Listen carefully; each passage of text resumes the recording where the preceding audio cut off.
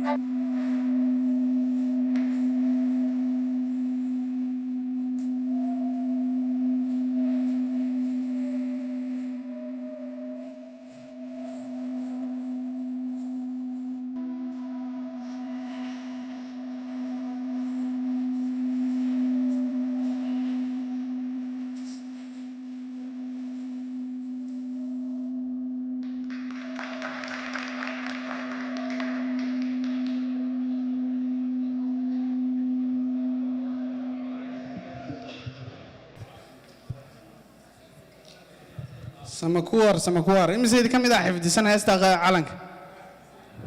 عاو برايس بانسيني وقفك حفظتسن يا حفظتسن كورنيل كومتشري قبي عيه وحنا كذا جنريشة كيرير هذا ما تسنتهين هدي لا هيدمو لما حفلة منا الصبحية منها من كيو 18 ميبا سارة ديدا دمبا سارة ديدا دم هذا هيستغى علنك قاعدات حفظتسن هاي يلقى برايسز صباح بحلقة فردوسا يقول تري يسوف يتيم كي كلا برخذ يجون حفلتها من كي أبوبلي بركة سكوت دينا حفظتان هستا إن شاء الله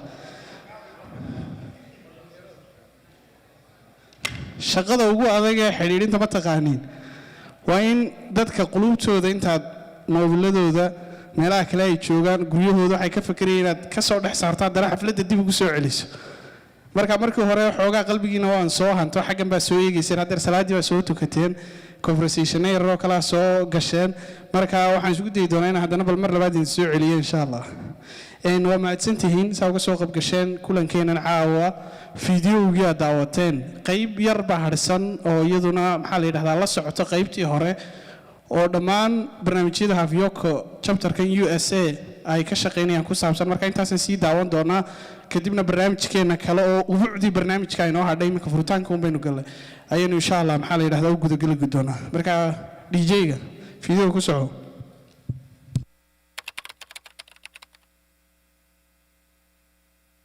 Havoyoco waxay ka shaqeysaa horumarinta xirfadaha iyo aqoonta dhalinyarada waxaanu ka shaqeynaa ama taageernaa sidii hay'adaha dawladdu ay u noqon lahaayeen kuwo soo saara ama curiya siyaasado horumarinaya dumarka iyo dhalinyarada waxaanu sidoo kale ka shaqeynaa biyaha sidii ay bulshadu adkaysi ugu yeelan lahayd masiibooyinka dabiiciga ah iyo kuwa dadsameega ah Havoyoco waxay ka shaqeysaa horumarinta waxbarashada aasaasiga waxaanu ka shaqeynaa daryeel bulsho oo u dhow leh carruurta Havoyoco waxay ka shaqeysaa horumarinta iyo kor u qaadista dumarka ka shaqeeya ganacsiyada yaryar sida caanaha hilibka iyo khudaarta waxaanu ka shaqeynaa hubinta isku dheelitirka fursadaha iyo ka faa'iideysiga khayraadka bulshada dhexdeeda Havoyoco si ay u hubiso shaqada ay qabanaysaa inay tahay mid ku dhisan daafurnaan iyo isla xisaabtan waxaan gacanta ku hayaa hababka falcelinta ee kala duwan taasoo ka kooban telefoon lacag la'aan ah oo hotline oo dadku ku soo hadlaan lacag la'aan baraha bulshada iyo hababka kala duwan ee bulshada.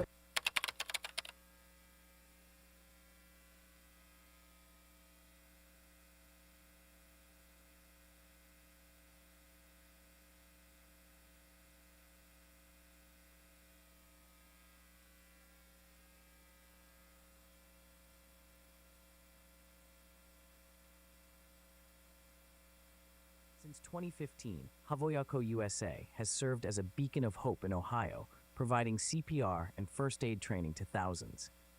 Driven by compassion, our commitment to safety and preparedness is a promise to our community. In partnership with Action for Children, we've enhanced our outreach, equipping families, educators, and leaders with the skills to act decisively in emergencies. Every second can mean the difference between life and death. Our dedicated trainers and partners have transformed these critical moments into opportunities to save lives.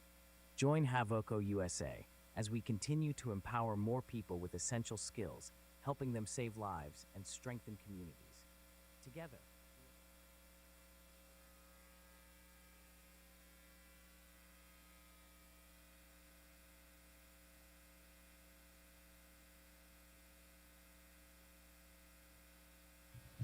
saxaafka ma aniga lahaa mise qolada fiidiyoga mid labaad u tuma ka aniga lahaa oo culus de mid culus sacab culus mar kale madasheenii baynu maxaa la yidhahdaa ku siisiqi doonaa waxaan jecelahay inaan xusitaan ku sameeyo dadka halkan ku qoran maadaamay dad yar yihiin waxaan jecelahay inaan sheego in madax dhaqameed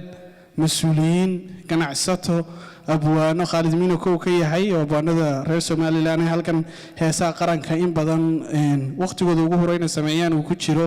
dhammaantood hablaha quruxda badan ee madasha soo bilay inay idhaahdo waa mahadsantihiin waa ka xumay liis kuma jirtaan laakiin waan idin ognahay inaad dad qiimo badan tihiin oo madasha joogtaan Havoyoco afkeeda anoo ku hadlaya isoo kiishan aad baa u mahadsantihiin isu saxaabiyay idin ugu dhinayaa mar kale waxaan jecelahay barnaamijka maadaama uu inala joogo doctor maxaa la yidhahdaa luqadda Soomaaliga aan ku hadal waxaan jecelahay biographiga amaba se warbixin yar oo degdeg oo ku saabsan taariikh nololeedka marti sharafta ama speakerada ugu waaweyn ee inala jooga caawina halkan ka akhriyo marka ingiriisi degdeg aan ku dul mari doona kadibna Soomaaligaygan ku xijsan doona aan ugu horeysiiyo Dr. Ashfaq Khokhar. He's a leader in a computer engineering with expertise in machine learning healthcare and wireless networks. He has an impressive career regarding healthcare. He holds the prestige Balmer Chair at Iowa State University and has published extensively researches. And he is a recipient of numerous awards, including the NSF Career Award and IEE Fellowship. Dr. Khokhar is passionate about translating research into a real-world solution, evidenced by his founding of 2 successful startups focused on healthcare.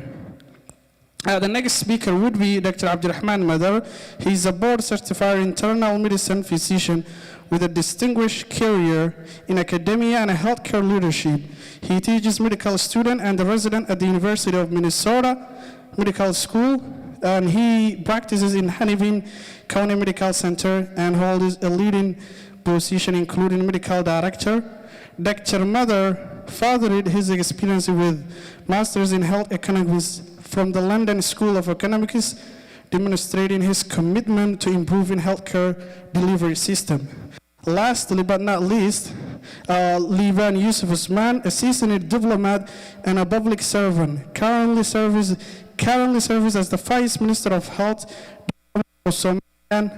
His extensive experience spans various government positions and private sector. Thank you. Give them applause, please.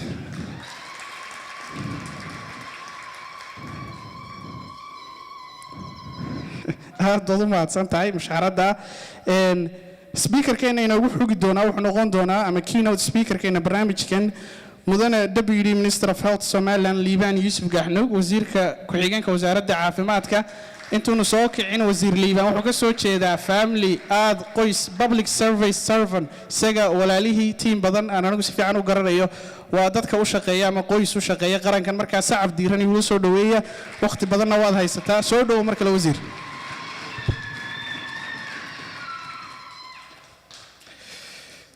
بسم الله الرحمن الرحيم الحمد لله رب العالمين والصلاة والسلام على رسول الله إلهي بقى مهدو دان له إنه عافمات قبنا وقروح بدن هل كان اسكول كاني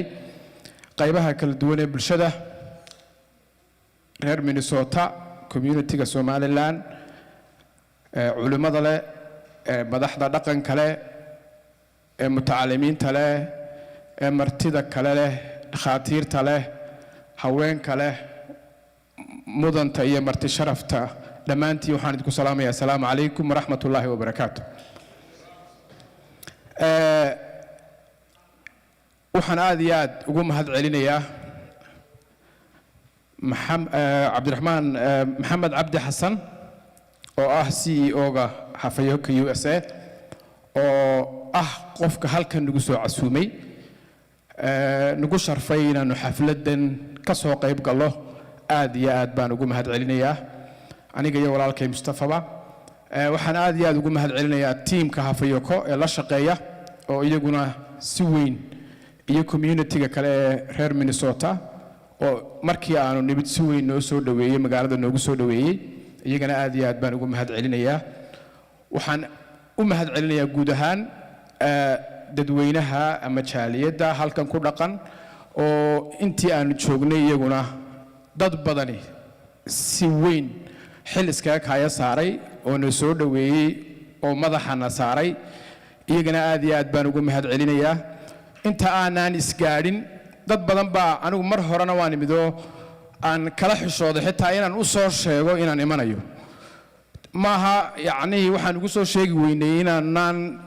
qiimeynayn maaha inaanan jeclayn maaha waxa weeye dadka halkan marka loogu yimaado xil weyn bay saaraan marka qof kastoo damiir lihi wuu xishoonayaa qof aan ka tagayn oo hawshiisii ku baylihinaya marka annaga u turnay dad badan oo halkan na jeclaa inaanu la soo hadalo oo aan warkayga soo gaarsiino marka iyagana halkooda aanu ku jecelnahay inta aan naga dul tagin ee nala joogtana iyagana aad iyo aad baan u mahad celinayaa waa gobonimadii iyo dhaqankii wanaagsanaa aynu isku lahayn weeye farxad bay runtii ii tahay inaan halkan idinkala soo qayb galo xafladan caawa Havoyoco USA qabatay oo laba barnaamij halkan doonaysa inay ku shaaciso kow waxqabadyadoodii inay soo bandhigaan sanadadii tagay waxay ay qabteen iyo barnaamijyada cusub ay doonayaan inay ay qabtaan gobolka aynu ka soo jeednay ee bariga Afrika iyo Somaliland gaar ahaan waxyaalaha ay la qabanayaan halkan runtii ku soo bandhigaan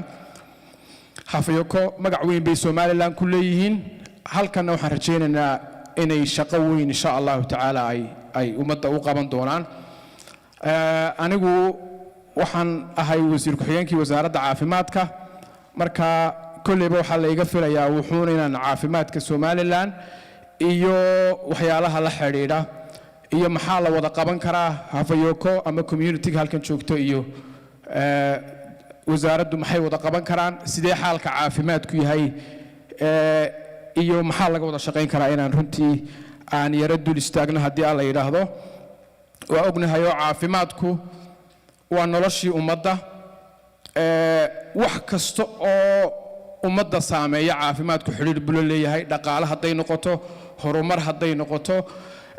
maalgashi hadday noqoto dad doonaya dalka inay yimaadaan hadday noqoto haddaanu meesha caafimaadkeedu hagaagsanayn waxa laga yaabaa inay saameyn badan waxa soo dhan ku yeelato mustaqbalka ummad kasta leedahay iyo hiigsigeeduna wuxuu ku xiran yahay qaabka ay u egyahay caafimaadkeedu caafimaadkeena waxaynu ognahay taariikh ahaan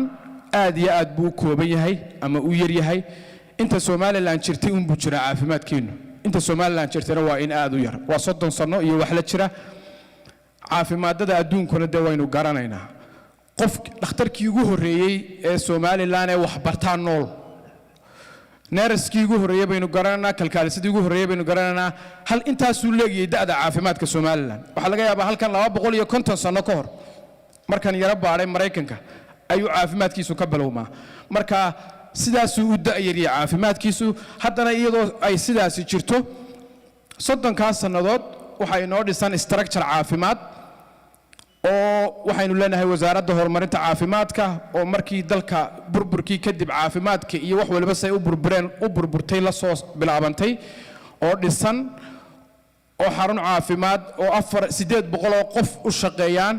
gobolada gobol walba ku leh xarun district walba xarun ku leh laba heeroo kala duwan oo heerka koobaad oo primary health care-ka iyo maxay isbitaalada ka kooban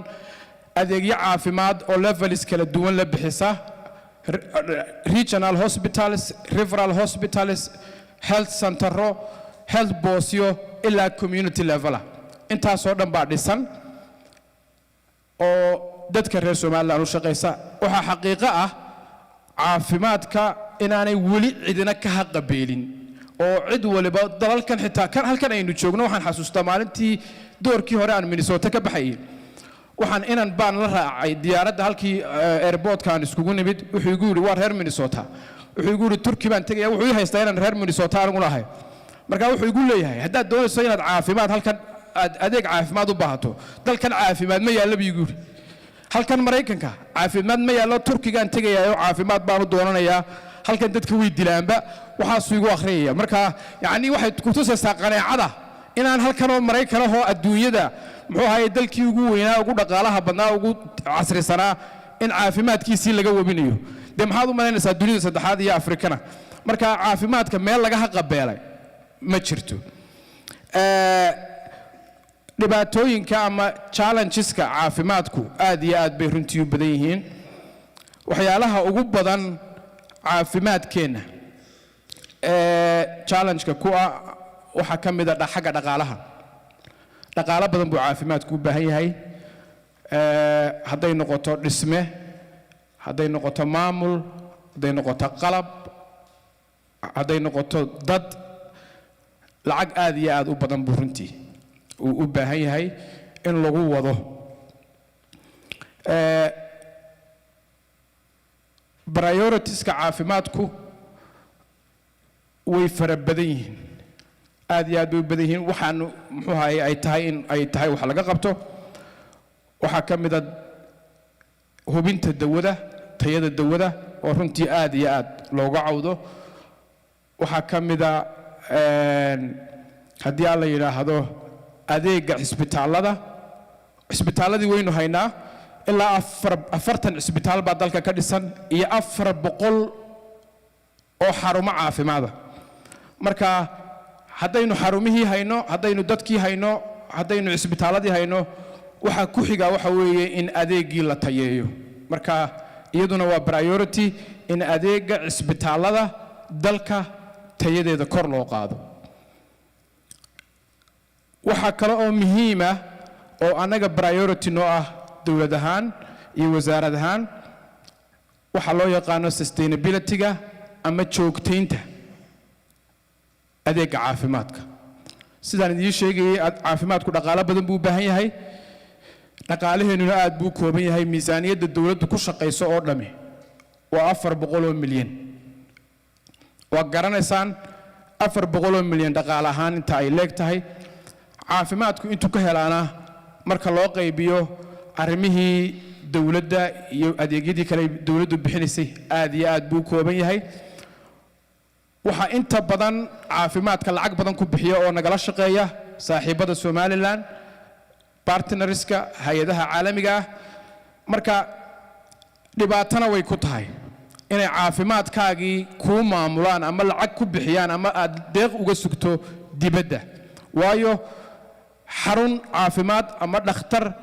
ay supply-ga siinayaan oo ay shaqaalaha lacag ka bixinayaan oo markay muddo wadaan odhanayaan lacagtii baa naga go'day adduunyada waynu aragnay challenges Ukraine baa challenge ka jira Palestine baa ka jira qof dalalkii lacagihii mararka qaar bay yaraanayaan lacagtii waxay noqonaysaa marka sector dhanka hayaan inay mararka qaar hadaan waanu baxaynaayo ay adkaato in la sii wado ku talagalkii dawladdan aanu ku jiro marka meelahaynu doonayno xoogga saarno in sida aynu bilayska iyo shaqaalaheenna iyo ciidamadeenna aynu inagu ugu maamulno dhaqaalaha dalkeenna ka soo baxa in caafimaadkuna uu noqdo wax aan ku xunnayn lacagta doonarka oo uu noqdo wax aynu inagu leenahay oo inagu wadno haddii alla yidhaahdo marka meelahaasna waa challengeska caafimaadka Somaliland haysta aan ku soo dhawaado maxaynu wada qaban karnaa Havoyoco iyo communitieska kale ama ururada kale ee jira iyo caafimaadka Somaliland qaybta caafimaadka maxaynu ka wada shaqayn karnaa runtii waxaynu nahay dad isku xidhan halkan dadka jooga iyo dadka halka jooga waa hal qof walba hooyadii iyo abtigii iyo idadii iyo inaadeerkiiba halka jooga oo uu bil walba lacag u diraa mid caafimaad iskaga bixinaya iyo mid maxay noloshiisa kale ku dabaranaya dad saa isku xidhan baynu nahay marka way in saameynaysaa halka caafimaad xumada iyo caafimaad wanaageedu saameyn weyn bay dadka halkan jooga ku leedahay nabadgelyadeeda iyo nabadgelyadareeduna faa'iido maxay saameyn weyn bay ku leedahay wax kasta oo dalkeena ka dhaca qofka halkan joogana saameyn bay ku leedahay marka inaynu ka wada shaqeyno oo nagala shaqeysaan in aynu hagaajino adeegyada dalkeena inta karaankiina waan ognahay hanti badan bay u baahan tahay waa wax dawladuhu u wada karto waxa lagu ilaalin karayaa keliyata waa dawladnimo marka inta aan la oran maxaynu wada qaban karnaa waxa ay muhiim tahay dadka halkan jooga inay midoobaan in dadku halkan jooga ay isku calool noqdaan dadka halkan jooga inay wadankooda jeclaadaan dadka halkan jooga inay dawladnimada jeclaadaan waayo waxa ina kadeeday ee ina muxuu ahaayay ina dhibay ee caqabada weyn inagu ahay waa wax qabyaalad la yiraahdo waxa aynu wax u wada qabsan laanahay waa qabyaalad iyo mararka qaar siyaasad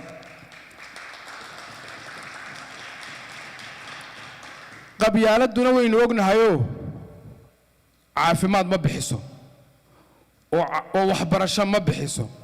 oo nabadgelyo ma bixiso oo iskuul ma dhisto oo wada ma dhisto haddana waa taad aragtay laynagu ibtileeyay inta dawladnimo baa lagu helaa dawlad baa inta ina siin karta marka waa inaynu dawladnimada iyo qarannimada wax walba ka hormarina dhibaato kuma jirto dad isku deegaan inay deegaankoodii isbitaal u dhisaan inay deegaankoodii qof waxbarasho ka bixiyaan dhibaato kuma jirto laakiin waa inaynu arrimaha guud aynu isku aragti ka noqono dadku siyaasadda way ku kala duwanaan karaan dimuqraadiyad baynu qaadanay doorashooyin baynu galaa waa iska caadi waa lagu kala duwanaan karaa boqolaalka qof ee siyaasadda ku jira marba dhinac bay tagaan anigu imika dawladdan ku jira waxa laga yaabaa inaad sanado dambe aan kuwa dawladda imika qolada mucaaradka aanu saaxiibo noqono kuwa shalay colahaaba maanta saaxiibo ah marka taas yaanay inaga aad inoo saameynin halkan waxa jira Mareykanka waxyaalo national interest oo aan lagu kala qaybsamin waa aragteen oo deegaanka iga khabiirsan be bipartisan issues baa jira oo aanay xisbiyadu Congress-ka ee Democratic-ku ay isku raacsan yihiin mar walba qadiyadda imika Ukraine cid ka soo horjeeda arkimis Mareykanku ka shaqeynayo waa qadiyad dibadda ah wixii security ku saabsan wixii dhaqaalaha Mareykanka ku saabsan wixii existence-ka Mareykanka ku saabsan waa waxay nuclear-ka u sameysteen waxay ku oranayaan waxaas waa nuclear-ka waxaanu isticmaalaynaa maalintan existential threat aanu dareeno in jiritaanka iyaga la ruxruxo maalintaanu dareenaanu aanu nuclear-ka adduunyada baabiinaysa isticmaalana marka waxaan ka wadaa in aynu waxyaalaha qaar u midowno danta guuda siyaasadana dadka halka jooga aynu u dayno annagu aanu isjiidjiidano inta halka joogta dad walaalaabanu nahay xukunka kulba qofun baa qabanaya cid boqoro oo ilaahay u doortay oo leenahay wiligii ha fadhiya ma jirto shalay mid baa joogay maantana mid baa jooga berri toolana mid baa imanaya marka dadka reer Somaliland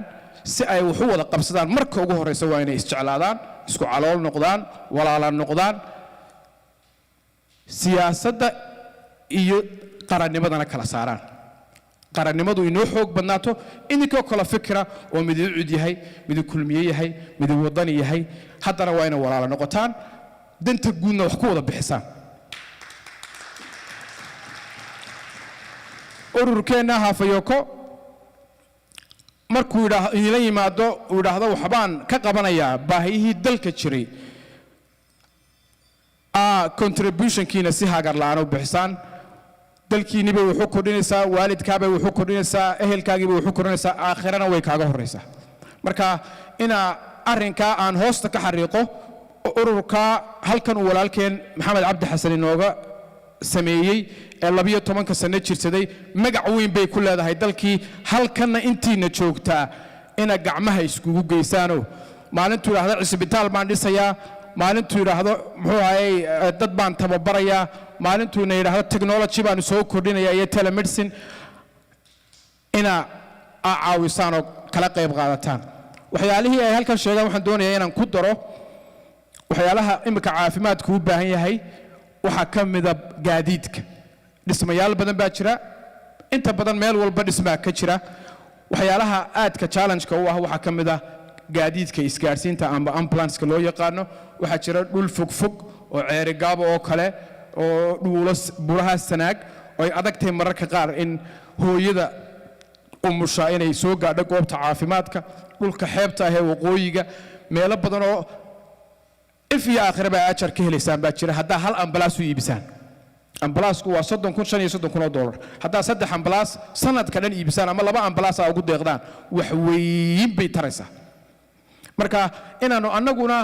prioritiska iyo meelaha muhiimka ah ee wax laga qaban karo aanu idinla soo wadaagno idinkuna intiina ilaahay wax siiyey ee wax bixin karta in aanay odhanin deegaankeebaa la geynayaa ee marka la yiraahdo halkaasay baahi caafimaad ka jirtaa dar ilaahay aad wax ugu bixiso Havoyoco iyo cidda maamusho iyo gaar ahaan CEO-ga halkan ugu casuumayna isagana mas'uuliyad weyn baa saaran oo hay'adan maamulka iyo madaxda u yahay in ay ummadda dhex u noqoto weeye inay ummadda dhex u noqoto weeye inaanay family gaara u adeegin weeye in aanu cid gaara ugu shaqayn weeye in uu wax dhab ah iyo baahi dhab ah uu ka jawaabo weeyaan sidaasay credibility-ga iyo muxuu ahaay aaminaadda dadkuna ku wanaagsanaanaysaa markuu meesha hay'adda si fiican u maamulo si dhex u maamulo ayaabay dadkuna aaminayaanay wax ku bixinayaan dadku aaminaadii baa inaga dhibatay marka aaminaadda waa inaynu soo celino oo aan muxuu ahaay la oran deegaan gaara loogu shaqeynaya cid gaara loogu shaqeynaya qof kasta waa inuu aamino deegaanka ambulance-ka la geynaya ama adeegga la geynaya inuu yahay deegaanka reer Soomaaliland caafimaadku cidna male halkaad ku xanuunsataa lagugu shaqeynaya marka taana inuu isaguna mas'uuliyadda ilaahay uu waafajiyo oo uu ka soo baxo oo iska xil saaro aad iyo aad baa u mahadsantihiin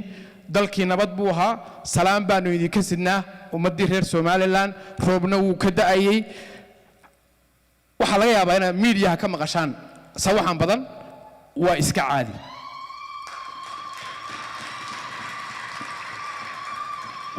walaala tartamayaynu nahay siyaasadda iska leh in kor loo hadlo inaguna dad dimuqraadiyadda iyo nidaamkani ku cusub yahay baynu nahayo waxa laga yaabaa mararka qaar inay xanaf yar keento laakiin halkan aad joogtaanba way leedahay halkan iminka Mareykanka miyaa dawladdu baa idinka fogay waxa qaar baa aaminsan in Mareykanka civil war ka dhacayo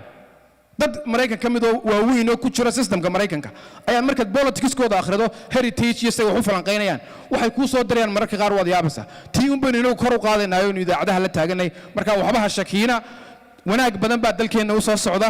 khayr badan baa jira aad iyo aad baa u mahadsantihiin walaalnimo iyo midnimo aan idinku dardaaraya assalaamu calaykum waraxmatullaahi wabarakaatu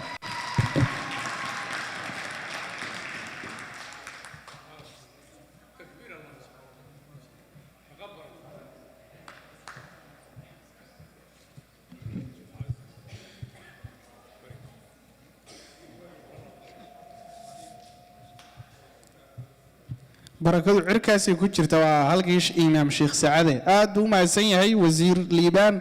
wuxuu ku soo gabagabeeyaan la kala shakiin qolyaha dhalinyarta ayaan la kala shakiin taa garanaysaan u malaynayaa wuxuu inagala hadlay khudbad dhinacyo badan taabanaysa iyo danta guud inaan ta gaarka laga horeysin oo inagu halkan qurbaynu joognaa waxaanu qaban karnaa waddankii waa inaynu wax wanaagsan aynu kula noqonno aynu wax u tarno caawana sababta lagu yeedhi waayey wasiirkii qorshaynta ama wasiirkii meel kale ama wasiirkii biyaha ama wasiir kale maxamed cabdi xasan uu saas u eego qof shaqadiisa ay waxaan ku saabsan tahay buu yeedhay wasiir ku-xigeenkii caafimaadka marka maxamedna waxaan leenahay halkaa shaqada ka sii wad dhinacayga waxaa taagan oo saraabgaraysanaya doctoradu ma jecla in introduction badan laga bixiyo laakiin haddana waa ka bixinaynaa dr cabdiraxmaan madar oo ah doctor wax u dhiga ardayda jaamacadda University of Minnesota Medical School-ka sidoo kalena Hanibin Medical Center ka shaqeeya wuxuu ka hadli doonaa barnaamij aad u qiimo badan oo dhowr jeerna fundraising ay halkan uga sameeyeen laakiin sanxan ku maqlay qolyaheena reer Minnesota wali halkii laynaga rabay barnaamijka ma inaan gaarsiin marka waxaan rajaynayaa caawa marka warbixintiisa dhageysataan iyo hameena kaleba bal inaynu insha Allah guntiga dhiisha isaga dhigno aniga si wallahi noqday guntiga dhiisha isaga dhigno oo barnaamijka wax badan aynu ku darsanaa rajaynayaa barnaamijka uu doctorku ka hadli doona waa community engagement and hospital development soo dhawo Dr. Cabdiraxmaan Madar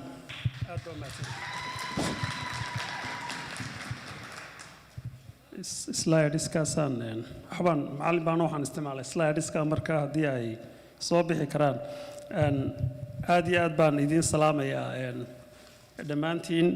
waxaan si gaara ugu mahadnaqayaa maxamed cabdi xasan oo madashan inoo suuro geliyey iyo organizationkiisa Havoyoco isagana waxaan aad u soo dhaweynayaa liibaan yuusuf oo meel fog inooga yimi sacaadatul wasiir waxaan isagana aad ugu mahadnaqayaa dr ashraf oo nagala jooga isaguna jaamacadda nagala jooga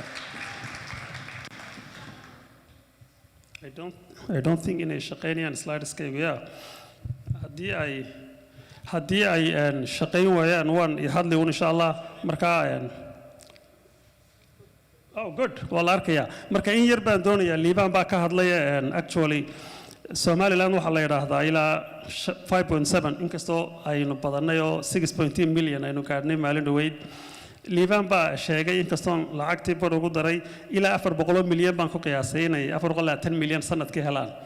marka waxaan slide-ka uga jeedaa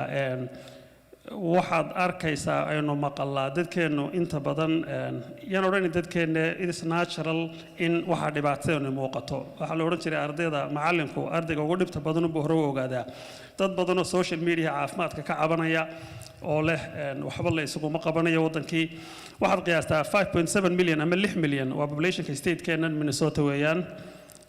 state-ka markaas 420 milyan maaha GDP-ga Somaliland ama 400 milyan waa inta ay dawladdu expand garayso inta dawladdu haysato inay kharash garayso oo ay ama askar ku bixiso ama iskuul ku bixiso waa waxaas boqolkiiba 6 qiyaastii haddaan qaldanayn liibaan baa si xidhoonay ay caafimaad ku leeyahay haddaad eegto markaa 6 hadday boqolkiiba 6 ka helaan 4 milyan bay helayaan sanadkii waxaad markaa eegtaa wuxuu sheegay 40 xusbitaal iyo dhowr boqol oo clinic oo 12 bilood intaa leedahay waxaan barbar dhigaa waan horena waan u sheegay cusbaalan ka shaqeeyo oo ilaa 500 sariirood ka hargeysa kama weynaa iyo 2 clinic oo yar uu leeyahay sanadkii waa 1.5 billion with a b afar jeer buu Somaliland budgetkeedu dhan ka badan yahay marka waxaan doonayaa inaan sheego in canaanta laga yareeyo dadka dawladda haya because waxa loo dhiibay hawl weyn iyo dhaqaale badanna ma hayaan liibaan uu sheegay hal cusbaalo ka hargeysa ku yaala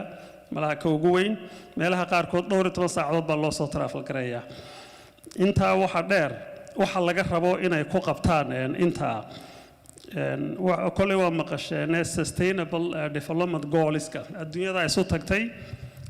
2015kii waxay yidhaahdeen aynu samaysano si aynu horumar u joogtayno caafimaadka oo kale haddaan soo qaato dhinaca bidixda waxa ku yaala waxay yidhaahdeen building blocks of health systemka uu liibaan hogaamiyaa waxaasaa laga rabaa bay yidhaahdeen waa inuu ka koowaad inuu sameeyo adeeg inuu sameeyo shaqaale workforce dhakhaatiir nurse waxaas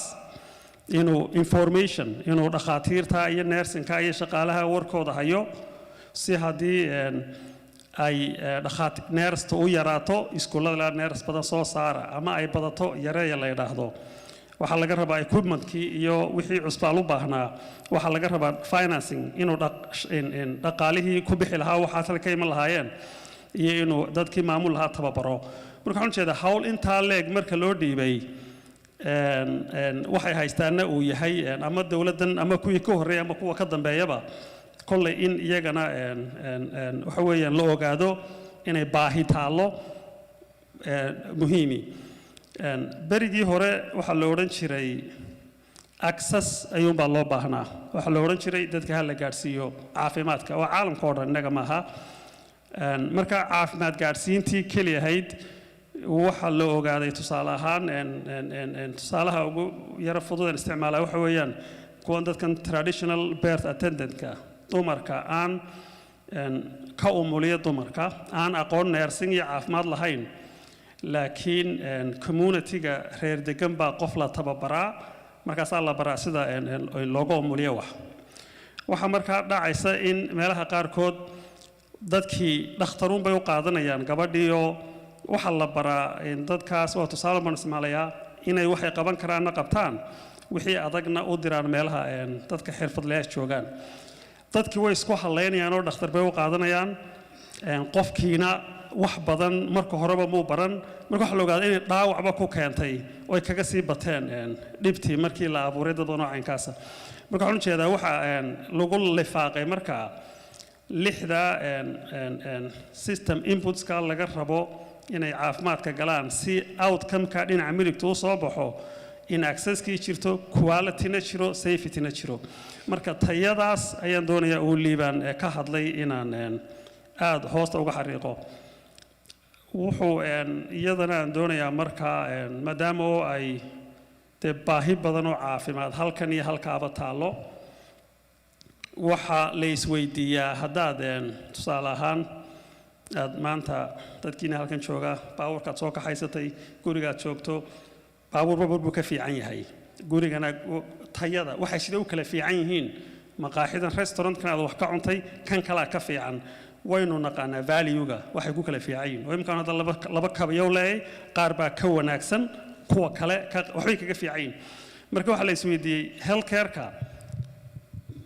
maxaynu ku garanaa how to value sidaynu u value garaynaa ma meesha cusbitaal waaweyn leh ma meesha dhakhaatiir badani joogaan ma meesha dumar badani ka shaqaynayaan how value marka formuladan ay sameeyeen University of Utah daymanka ilaa 15 sano laga joogo waxa la healthcare value-gu waa laba waxa weeyaan sidii aad ku meesha aad ka helayso caafimaad tayo leh iyo adeeg wanaagsan oo qiimo macquul ah ku helayso intaas weeyaan markaa intaa in la isla eego marka islaaradda ma idin sheegi dambe oo dhammi ama health system kasta ama ha noqdo kan Mareykanka joogna imika ama ha noqdo kii waddankeennii qofka meesha la rabo inuu ama cusbitaal sameeyo ama uu cusbitaalka rangareeyo wuxuu ku base garaynayaa inuu wax wanaagsan dadka u geeyo wixii wanaagsana waa inay noqdaan wax tayaduna fiican tahay adeeguna fiican yahay iyo qiimo macquul ah inta in la eego markaas wuxuu value fiican yeelanayaa oo uu yahay cusbitaal wanaagsan ama clinic wanaagsan markuu tayadiina wanaagsan tahay adeegiina fiican yahay coskiina uu yar yahay marka qofka mas'uulka ah ee markaas sameynaya inuu health policy sameeyo uu yiraahdo halkaas aynu ka dhisaynaa cusbitaal magaalo Hiblaayo wuxuu markaa labada sare in la kontrolo oo tayo wanaagsan sidoo liibaan noo sheegay iyo adeeg fiican ayaa muhiima marka haddii labada sare bataan quality-ga tayada ama adeega value-gu uu badanayaa costku inuu yaraado marka hadduu costku batana quality-ga baa yaraanaya marka waxaan uga jeedaa in uu maskaxda waan siin doonaa tusaalayaal siday dunidan reer galbeedkan aynu la joognaa u maamuleen in inta maskaxda uu ku hayo qofka sameynaya ta kale ee jirta waxa weeyaan berigii hore waxa wax lagu sameyn jiray volume based wax la yiraahdo oo waa ta imika uu u badan yahay waddankeena iyo wadamada dhaqaalaha daran in la midi waan ka waraya runtii oo sanadkii ugu yaraan 2 jeer waan tagaa in dad badan mooraad eegto reimbursementkay ku noqdo waa fee for service hospital ama clinic dad badan inuu arko oo liiskii uu arkay bato ayuunbay ahaan jirtay de markaa liiskii dad badan uun eegto waxay noqonaysaa in meeshii ganacsi yimaado oo mooraad aragtay ilan moor waxbaad helaysaa waa inay jiraan wax kale oo lagu maamulo dadkii healthcare-ka ka shaqaynayay oo aan ahayn imise qof oo cusub aad eegtay maanta imise qalliin baad samaysay waa inay jiraan wax kale marka volume waa halkay soo martay uun dunida aynu la joognaa halka aynu imika marayno baa lasoo wada maray marka in volume basedkii lagu bedelo value based wax la yidhaahdo oo la weydiiyo tusaale ahaan haddaan cusbitaalka imika waxyaabahan aan ka sheekayn wax la samayn karo ma aha wax weyn intaynu imika haysanno uun in fikradda lagu daro weeyaan oo tusaale ahaan haddaan imika la timaado waxay value basedka dunida reer galbeedka badankooda tusaale maraykankan oo kale oo ah meelaha ugu liita runtii caafimaadka siduu liibaanba sheegay caafimaadkoodu maraykanka cusbitaal ahaan ma xuma laakiin systemkooda hal ceeb buu leeyahay uu caalamka kale kaga liitaa meelo badan wuu kaga fiican yahay wuu ka dhaqaalo badan yahay laakiin regulation baan jirin waa jaantaa rogan waa conton state oo state kasta wuxuu leeyahay sharci yaroo gooniya oo iminka innaga iyo Wisconsin waxa laga yaabaa inuu kala sharci duwanahay marka waa state gobol waa capitalismka kaliya caalamka ku haray marka isagu maaha meel tusaale fiican oo health system fiican laga qaato laakiin tusaale kale siin doonaa marka waxa la tusaale ahaan la sameeyaa qofku waxa la oranayaa kuula yimaada cusbitaalka qabsin markuu yimaado waxaanu ku siinaynaa $50 marka waa inaanu intaa ka badan marka hadduu waliba qofkii qabsinka $50 la siiyey hadduu ku bogsan waayo lacagtii baa laga soo celinayaa marka waa inuu jiro value-ga imika haddaan anigu tago cusbitaal waddankeennii aan tago marka qof i daweeyo dawo qaato haddaan waxii tariya haddii kaleba innagun maaha waa caalamka aynu ku jirno oo dhan labadaba dee celin maysid haddaad iibsato telefoon uu kuu shaqayn waayo waad ku celinaysaa soo maaha laakiin haddaad qof cusbitaal tagto aad ku bogsan weydo waxaad tiri waxay xanuunaya headache madax xanuun migraine baa haysaa dawuu ku siiyey dawadii haddaad ku bogsan weydo laguma noqdo inta badan ee halkaa ku noqon baa ku kalun baa loo tagaa dawo laga qaataa marka waxaan doonayaa inay inagu abuuranto gaar ahaan dadka madaxda ah ee ay ka mid yihiin wasiir liibaan iyo maskaxda lagu hayo inuu jiro oo ku jiro systemka nidaam at some point qofkii iyo kala ilaaliya dhakhtarkii maadaama uu ganacsi soo galay meeshii mid baa markaa la isweydiin karaa waxa la odhan karaa waxaan oo dhan madar inoogu wareerinayaa free market baynu qaadanay the competition demand supply-gii haddii marketku isagaa issaxaya caafimaadku waa uniquely formuladaasi it doesn't apply runtii demand supply-gu waxaanay u anfacaynin oo ay ugu baahan tahay inay dawladdu regulate garayso tusaale ahaan waxaa la yidhaahdaa waxaa jira information asymmetry warkaan markaan dhakhtaraheen cusbitaalka joogo aan galabta ka shaqaynayay maanta leyd baan shaqeey weliba waxaan ka imi in yar ka hor haddaan halkan iman de qofkan xanuunsanayaad u tegayso saasaad u dul taagan tahay waxaad leedahay bahal yar baad saaraysaa wadnaha ku xanuunaya xidid baa ku xidhan qofkii informationka igama double check garayn karo marka uu ku qasban yahay inuu i dhegaysto aniga laakiin haddaan waa adeeg samaha caafimaad laakiin haddaan doonto adeeg computerkaygan u doonto dee waxaa laga yaabaa inaan idhaahdo waar bal horuu iga xumaadayo ama inankaygaa yaqaano soo weydiiyo taas waa marka waa information asymmetry waxaa aad u kala duwan warkuu qofku hayo iyo kay dhakhtaradu hayaan marka waliba specialist la noqdana waxaa la yidhaahdaa specialistku waa absolute monopoly waaba waxay iyaguna yaqaanaan marka marketkii markaas ma saxayo because waa waxaan dadkii ogeyn ta kalena waxa weeyaan dee ma sugi kartid haddaad adeeg kale u baahan taho aad baabuurkaaga soo samaysan service u baahan yahay hadduu ku idhaa kana waa qaali dee waad ma baraa tegaysaa ama ku kalaad ula tegaysaa laakiin qofkan xanuunsanaya ma sugi kartid waxaa transferable maaha baa la yidhaahdaa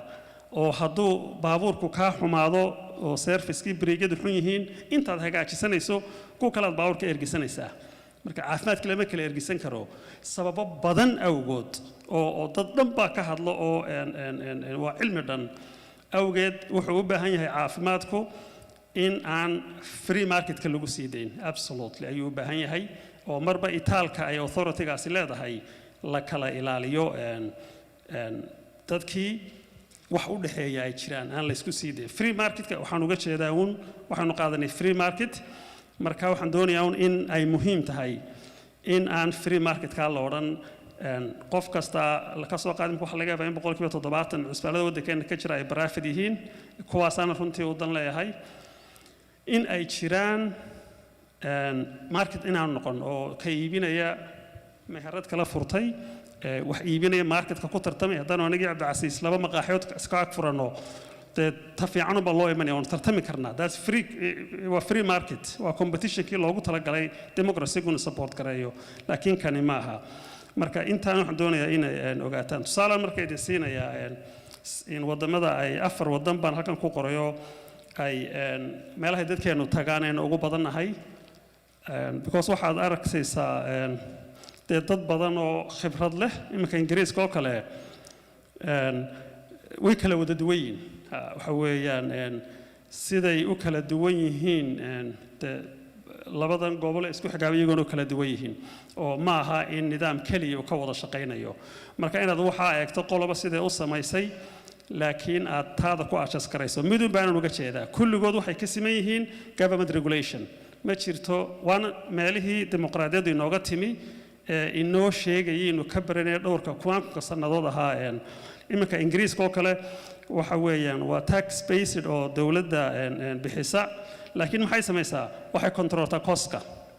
koskay kontrolshaa waxay leeyihiin ingiriiskaas oo kale hay-ad la yidhaahdo nice NICE waa National Institute of Care Excellence nice wax kale ma qabato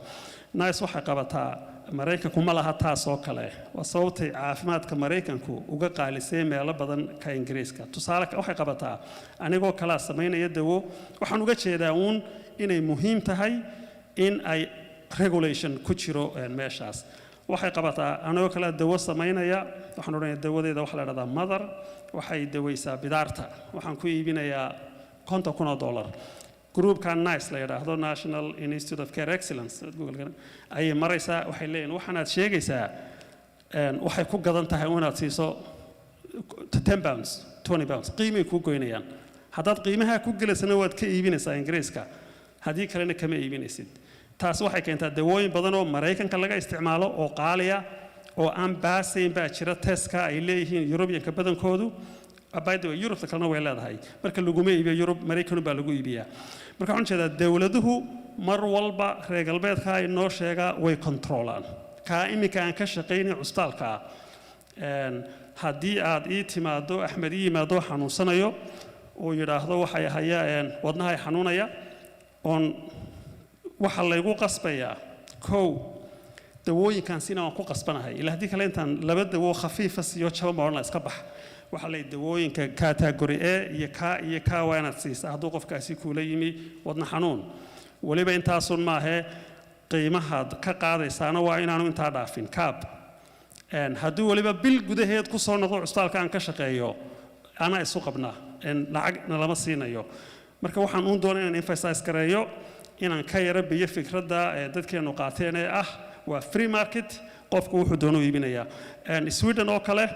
waa the same iyadoo waxa gobolada counties-ka ayaa caafimaadka bixiya iyadana waxay kaab garan it cap is the cost and controls the quality waxay ku sheegayaan xanuun kasta intaad lacag la charge gareyn karo ama insurance-ka caymiska ama qofka iyo quality-ga waa the same Switzerland wadan yar iyagu qof kasta way ku qasbeen inuu kaar caafimaad haysto laakiin waxay sameeyaan koskiina waxa uu xadeeyeen inuu samayn karo marka waxaan uga jeedaa waa afarta tusaale dadkoodii caafimaad bay wada gaarsiiyeen waliba tayalo wanaagsan meelaha qaarkood wait list baa jira laakiin kulligood waxay ka midaysan yihiin meel ma jirto in la yiri dadka daweeyo waxa doonta ka qaad intaas baan doonayay inaan qoladaas timaado waxaan soo noqonayaa program yar oo aan dhowr jeer hore ka hadlay group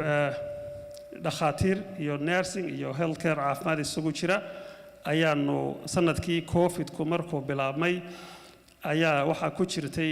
miidiyaha maadaama ay covid-19 dunidii reer galbeedka ee lacagta badneyd ee cagta marisay markii afrika gaadhana way xaaqaysaa gebigoodaba marka group baanu isu tagnay marka information baanu islahayn dadka la wadaaga waxaanu la xidhiidhnay wasaaradda caafimaadka oo markaa uu joogay cumar nin la odhan jiray marka kadibna markaanu waxoogaa covid-ka isku daynaanu ka caawino somaliland waanu isku sii haynay groupkii uno magac baanu u bixin lahaado saaxa somalilander american health association marka waxaanu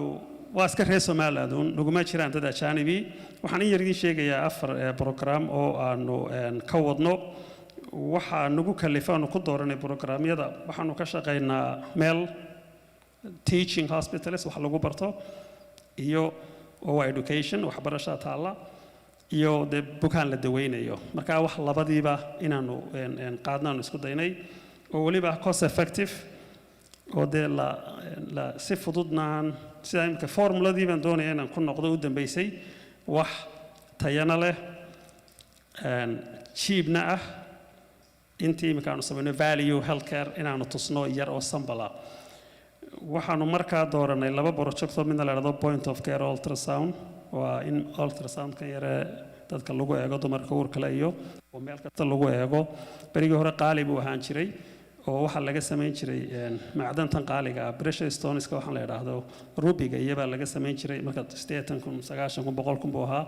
iminka technology baa aad isu bedelay waxa jiray oo jaban oo $4,500 oo iPad lagu xirayo marka kaasaanu tagnaa waxaanu barnaa marka I'll tell you halkan iyo 2 program kaas waa mid yani raajinin iyo clinical oo ah inaan communicable diseases ka cudurradan chronic ah oo berigii hore loo oran jiray cudurrada ku dhaca dadka reer galbeedka ama dadka dhaqaalaha badan oo runtii imika inaga culays badan nagu haya isagana inaanu ka sameynay clinic yar wadanka Hargeysa aanu ka sameynay pilot project imika burco iyo gabaley baanu ku darnay sanadkan aynu ku jirno tu kale oo technology go telemedicine ka ay Havoyoco wado aan ka fogeyn waxa jira program la yiraahdo up to date oo aanu ku isticmaalo cusbaaladan Mareykanka iyo imika carabta badankooda way qaateen waa evidence based oo waxa weeyaan waa meeshii marjicii aad wax ka eegaysay waxaan isbedelaya iyo kala soconaysay oo buugaagtii berigii hore la eegi jiray imika waa la dhaafay marka telefoonkan ay ugu jiraan kaasna subscription weeyaanoo waa ilaa $600 subscription ku qofkii marka ilaa 5,000 account baan u helayo imika qof oo free ah marka qof kasta oo jooga Somaliland ama dhakhtara ama medical student wuxuu access u haystaa waxaan halkan ugu haystaa anoo jaamacadan ama cusbaalkan oo ka eegan karayo marka laga yeeli maayo inay garan waayeen si loo daweeyo xanuun haday kartaan xanuunka isku yahay sanadkiina mar baanu tagnay waxaanu geynaa conference last week of July baanu tagaynaa waxay isugu yimaadaa ilaa 200 qof 300 400 dhakhaatiirta iyo ardayda waxaanu ku qabanaa jaamacadaha publica waxaanu strictly la shaqeynaa public institutionska marka waxaanu tagnay markii horreysay Hargeysa aanu ku qabanay 2021 kii labaad burcaanu tagnay kii saddexaad Boorama aanu tagnay kii afraadna sanadkan insha Allah Hargeysa aanu tagaynaa markaas groupkii u horeeyay aanu tababarnay ultrasoundka teamka mirigta ninka u sokeeya Cabdiraxiim wuxuu ka yimi Burco ka ku xiga jaamac baa la yiraahdo wuxuu ka yimi Berbera ninka telefoon ku hadlaya waxa weeyaan reer Hargeysa ninkaasi Laascaanood Axmed Laascaanood buu ka yimi waa dagaalada ka hor waa ninka cusbaalka haysta ee meelo badan jasiiraya aad loo wareysan jiray actually celebrity buu noqday ninka ku sii xigana Cabdiraxmaan wuxuu ka yimi Boorama gabadhaasna waxay ka timi Ergabo tripka kadib waxaanu compositionkii ku xigay waad garanaysaan ratio-da gabadh baa ku jirta iyo 5 nin usually mana kala badna dhakhaatiirta dumarkaaba ka badan dhakhaatiirta ragga marka waxaanu ku yiri qolihii war miyaanay jirin dumar dhakhaatiir marka waxa la meeyay iyagaaba naga badan marka waxaanu shuruud uga dhignay kooxda labaad inay isleekaadaan marka gender equity halkan baanu halka geynay qolihiina dumarka marka imika kooxda labaad waa rag iyo dumarku way isleegayeen because inta badan dumarku ma soo raadsadaan aad baa loo jecel yahay trainingkan oo dhakhaatiir Mareykan ka yimi oo ultrasound ku baraya aad bay u jecel yihiin marka raggu ma soo ciriiriyada marka dumarkuna way ku jiraan marka wataa gabadhaasi Dr. Xamda waxay isticmaalaysaa mashiinka aan u geynay aad hadaa aragtaan wuu yar yahay gacanta waxay ku haysaa mashiin yar oo telefoonka leeg waa ultrasound-ka ay saaraysa qofka dhinaca bidixna eye barrier baa yaala oo sawirka ka soo baxayo very simple jeebaday ku qaataan waana life saving tusaale ayaan markaa study waxa weeyaan boqolkiiba one of the studies ka researchada ka mid ah ultrasound-ka kala badh boqolkiiba 43 ayaa waxay ku oranayaan uu bedelay management-kaygii markaan ku eegay marka qof markii hore aanan karteen waxa qaba ayuu mashiinka ay u suura gelinaya ilaa kala badh marka waa it's a good to kale waxa weeyaan boqolkiiba 66 dadka la yimi naqasku ku dhagsanaa mashiinka yar waanu ku gaarnay diagnosis inaga ma aha waa adduunyada kale ee isticmaashay inooga horeysay marka inaga lafteena waan tusi doonaa waxaanu ka sameynay in yaroo research marka sidoo uu shaqeeyaa waxa weeyaan waa telemedicine kaas very much ayaa ku jira ultrasound-ka gabadhu haysay Xamdi ama Xamda I think imika markay eegto qofka waxay ku aragtay waxay ku upload garanaysaa cloud-ka markay ku upload garayso in real time halkan waan arkaynaa marka waanu we overcorrect marka waa kan imika ka soo qaad haday ka samaysay markay upload garayso halkan aanu ka arkaynaa halkan ay ku qoraysaa interpretation-keedii dabeetana halkan aanu haddii ay ama saxsanayd ama qaldanayd aanu ku overcorrect gareynaa marka laba faa'iido ku jira bukaankii wuxuu helayaa diagnose fiican haddii wax qaldeen dhakhtarkaasina deenta waxuu sii baranayaa oo joogtaan u wadnaa ma hayno weligood imika ilaa waxaanu samaynay 4 jeer 4 times baanu tagnay ultrasound training-kaasa min 22 ilaa 24 waa 4 weeks 4 week baanu la joognaa waxaanu u geynaa ultrasound-nadaasoo xabadii baanu u joogtay ilaa 4,000 ilaa 5,000 imika ilaa 12 ultrasound baa yaala 6 gobol ee waddanka buu yaalaan heshiis baanu la galay MOU waa popular maalmahan memorandum of understanding ayaanu la galay Butterfly oo ah company-ga sameeya wuxuuna siiyay access-ka anana waxaanu ka iibsanaa mashiinada si aanan ku kala uga iibsan iyaguna waxayna siiyaan access-ka online-keenu halkan ku arki karno ayna siiyaan ilaa 25 dhakhtar oo ah general practitioners ayaanu train gareyn ilaa imika waxaanu ay ku shaqeeyaan meelaha patientku ugu badan yahay waa emergency room-ka ICU-ga iyo wardka marka way graduate gareeyaan kulligood ma hayno waxaa laga rabaa dhakhtar kasta oo barno markaanu ka nimaadno inuu qayb kasta intaasoo stereo wadnaha sameeyo intaasoo halkaas hadday baasaan oo test-ka baasaan dee waanu sii daynaa qolada oo waxa nagu hadho kuwa wali u baahan in la sii train gareeyo ma aha inay kala xariifsan yihiin qaarna custaale waaweyn bay joogaan oo dad badan bay eegayaan qaarna custaale yaryar bay joogaan waxba tan yaadi ku wareerin waxaan markaa iyadana ku introduce gareynay the research-ku wax kale ma aha waa bukaanka iyo shaqada ay qabanayaan oo inta la qoro caalamka lala wadaago imika kan waxaanu markaa nidhi horena waa loo sameeyey oo horaa laynooga horreeyey in haddii dhakhaatiirta yaryar ee waddanka jooga la baro 4 weeks inay ku dhow yihiin interpretationka qofka seniorka marka kan waa concordance rate-ka waxaan eegnaa marka iyagu 4 week la baray ay eegaan ultrasound-kii iyo overreading halkaanu ka samaynay siday isugu dhow yihiin almost waa 90% 80% waxaanu ka present garaynay Detroit waa assessing the efficacy of point of care ultrasound training Republic of Somaliland and identifying areas of improvement Detroit Michigan ayaan laga accept garayn September last year ka present garaynay waxa soo sameeyay dhakhaatiirteena reer Somaliland and April 6 this year imika bil ka hor iyadana waxaanu convention-kii ka weyno ay 2,000 qof isugu yimaadaan oo ah ka Mareykanka ugu weynaa ultrasound-ka lagu sameeyo ayaanu isagana ku present gareynay same study marka waxaanu ku introduce gareynay in ay they can do research waxa ay hayaan kan waa inan kamida wuxuu sameeyay not only in lagu eego dadka waxa lagu sameeyaa procedureska haddii dadka feeraha kaga jiraan biyuhu ama dhiig ama dadka shilka gala ama xanuuno kale markii hore marka laga sii daynayo dheecaanka ku jira ama caloosha ama feedhaha waa la daloolin jiray adigoon arkayn laakiin kan wuxuu u sahlayaa in isagoo arkaya uu qofkii maaragtay dalooliyo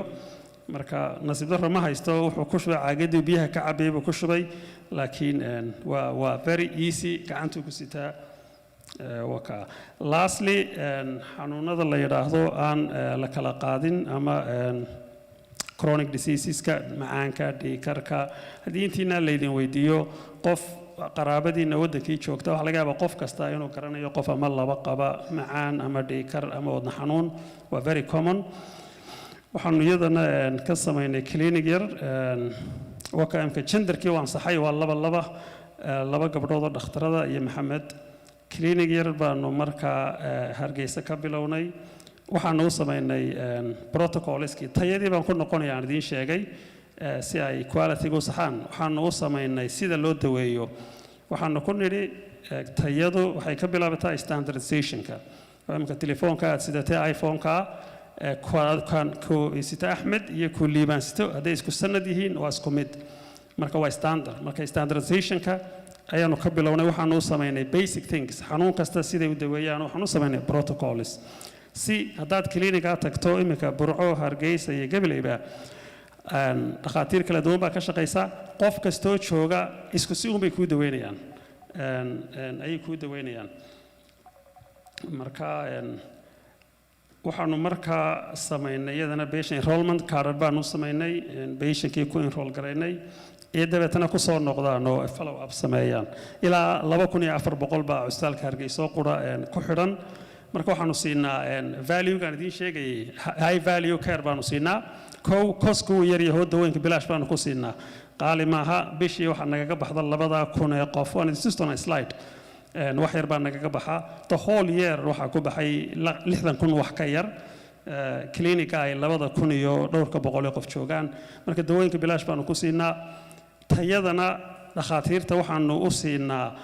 protocol ay raacayaan telefoonkoodana waxa ugu jira up to date kiyo way kala garanayaan way eegayaan marka kama yeelayno inay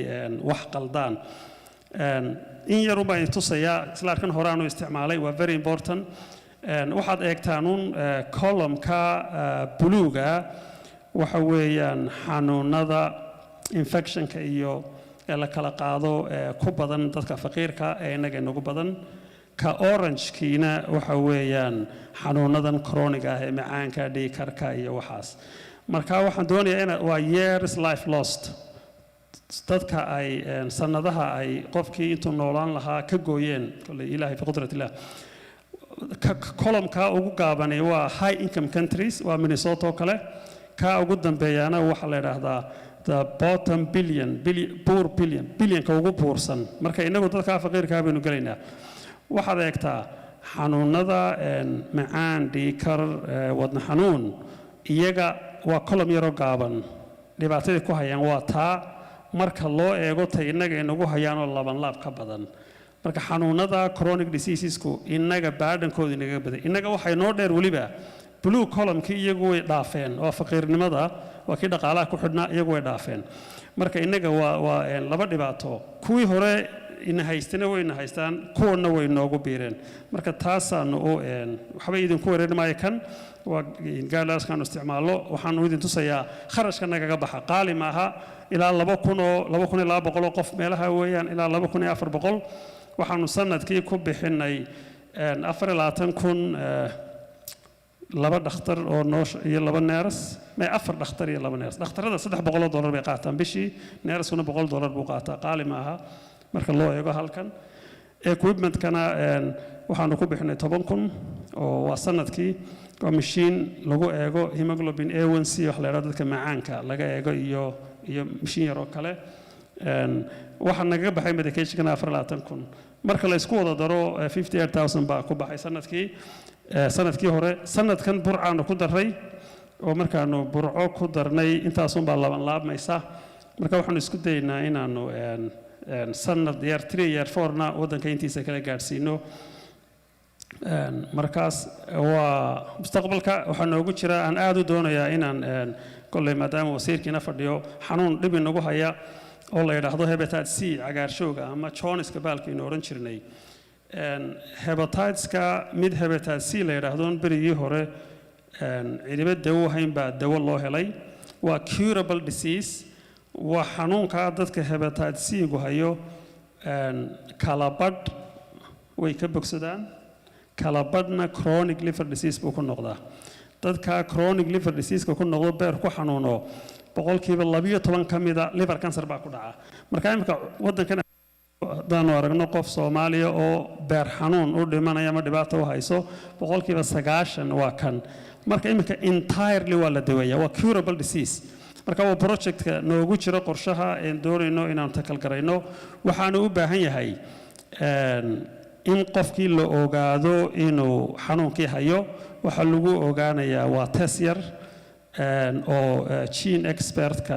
way haystaan wasaaradda caafimaadku. waxaa loo isticmaalaa TB-da iyo AIDS-ka iyo in mashiinkii lagu ogaanayo uu yaalla waddanka. waxaan dhahaa waa sim card waa mashiin. mar waxaa la geliyaa sim cardka TB-da kuu sheegaya, mar waxaa la geliyaa sim cardka HIV kuu sheegaya. sim cardka hepatitis-ku maa la iibsanayaa, waa lagu eegayaa. marka la ogaado inuu qofkii qabo wuxuu qaadanayaa 12 doses 12 dose oo kiniina, then 98% way ka bogsadaan. waa markii u horeysay ee xanuunka beerka completely laga bogsado. marka waa next step-ka noogu jira qorshaha insha Allah sanadaha soo socda. aad iyo aad baan idiin salaamayaa. asalaamu calaykum waraxmatullahi wabarakaatu.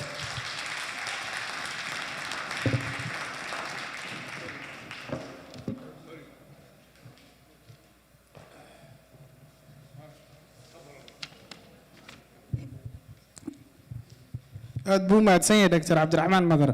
macallimiinta lama yidhaahdo soo koobo, marka waa u daayay waqtigiisa inuu qaato. laysma arkay leyrka dib u shidada. inta qoladaas leyrka shidaysa waxaan jecelahay inaan mahadnaq badan u jeediyo tiimkan Gobsoor Media, Khalid iyo CK.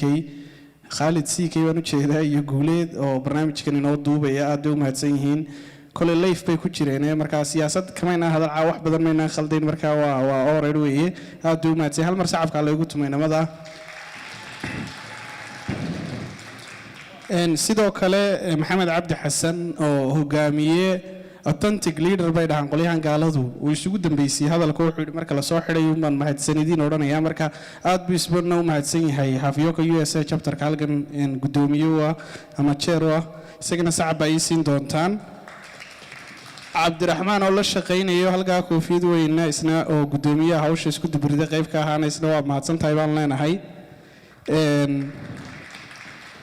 barnaamijka maadaama aynu waqti yara dambe aynu bilaabanay insha Allah dadka kale ee hadli doona waxaan rajayn doonaa inaan waqtiga badan markii hore ay ugu tala galeen tiimkani kulli waxbay ka soo yar koobayaano. Mustafa ag fadhiyo waxaan ku Mustafa oo wax badan baad haysaa, in badan baad soo shaqeynaysaa, laakiin waad noo soo koobaysaa. aad u mahadsan yahay. Let me welcome to the next slide of the presentation what we call revolutionizing healthcare delivery. Dr. Ashfaq from Iowa University will do the next presentation here for us. Ladies, please give him a warm welcome. In English, what mushharad would be talo? Welcome.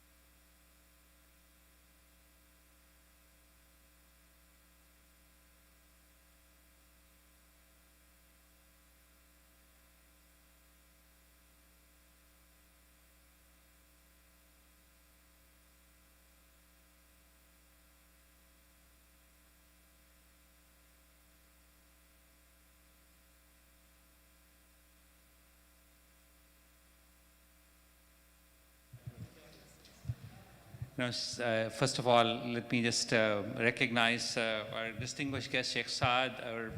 our Deputy Health Minister from Somaliland, Liban Youssef and Dr. Abdurrahman, and all the distinguished guests.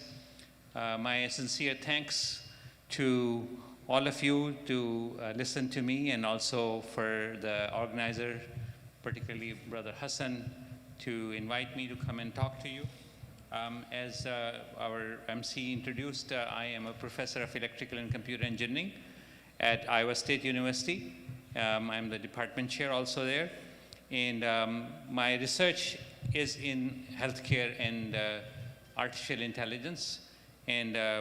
in that regard, I will first talk to you about the concept of telemedicine, what it is all about, and why it is now, and what advantages it can give to countries like Somaliland and other developing countries where healthcare disparities are really huge. So with that, let me just get on to my outline of my talk. Okay, so I'll briefly give you the rationale. What are the catalysts that are contributing to the rationale? What are the essential components of telemedicine? And some examples of the technology that is used in telemedicine. And then we will introduce the platform that we have developed in particularly far developing countries like Somaliland and Pakistan and other countries where we have different types of practice in medicine. So the technical rationale is really straightforward. I think you saw the one slide from Dr. Abdurrahman where it says that you have 5.4 million population. There is one public fully operated hospital,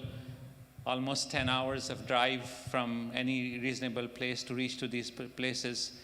That is exactly why we need telemedicine, because the availability of healthcare in urban areas versus rural areas is huge. It's a huge disparity. And patient spends money and time to travel to urban centers to get specialty care. And in that process, sometimes patients lose their life, sometimes patients lose their livelihood in terms of losses in their earnings, and also other family members also suffer because of that. And most of the time, the doctors will tell you, and those who generally go to the doctors here also,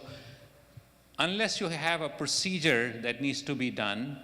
majority of the follow-up visits and even initial visits are basically looking at how are your vitals doing, exams of some organs, and then coming up with a plan how to go about it. And if there's a procedure need to be done, then you have to travel. But otherwise, if you can do all these things remotely for a patient, you may be able to save a lot of time, energy, and lives. And that's exactly what the rationale is. And with the technology that we have today, I can tell you that you can monitor the vitals of patients remotely without being physically next to the patient. And all we need is a healthcare, for example, a healthcare assistant or a nurse or any family member who can operate some of these devices. You can observe these vitals. You can help doctor hear to your heart and lungs remotely. As Dr. Abdurrahman was telling you, can do ultrasound and have that particular outcome shown to the doctor in real time. So all sorts of things are possible. The only thing is we need a system that can put together all these things in a cohesive form, and also a system where you can keep track of what was done previously. Because when you have an in-person consultation, you can give a piece of paper to the patient. But now when you're doing remote consultation, you need to keep track. What did I told the patient last time? I need to know what the patient has been taking in terms of what medications and so on and so forth. So The other catalysts that are really contributing to telemedicine is the data science. It's a huge, huge area because of advances in data science, our ability to process data, our ability to understand what the data is telling, that is also contributing to telemedicine. Then wireless technology. Imagine, 20 or 30 years ago, the availability of internet, ability of telephone in countries like Pakistan, Somaliland, and those particularly in rural areas was very difficult. Now, that particular technology is ubiquitous, it's all over the place. Internet is available very widely, even though if it is a lower quality, but still it is good enough for these kind of things.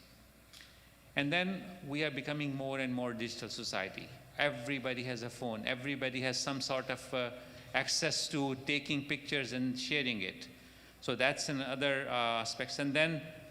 I think what COVID-19 did was it really rallied up all these things, because people saw that in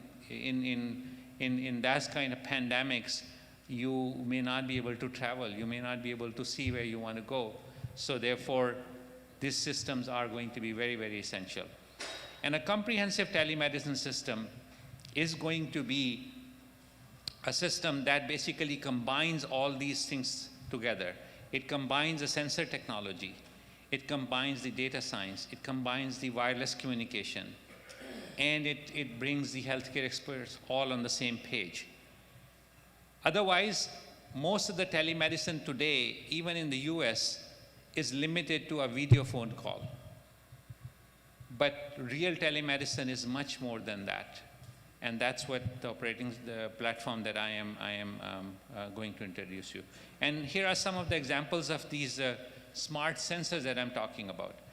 So our stethoscope is no longer a typical stethoscope. I have an example of a stethoscope. This is a stethoscope. This is a digital stethoscope. You can just put it on your heart, and it will connect to your computer, and it will relay the information to the doctor, who is maybe sitting in a different country, maybe on a beach, maybe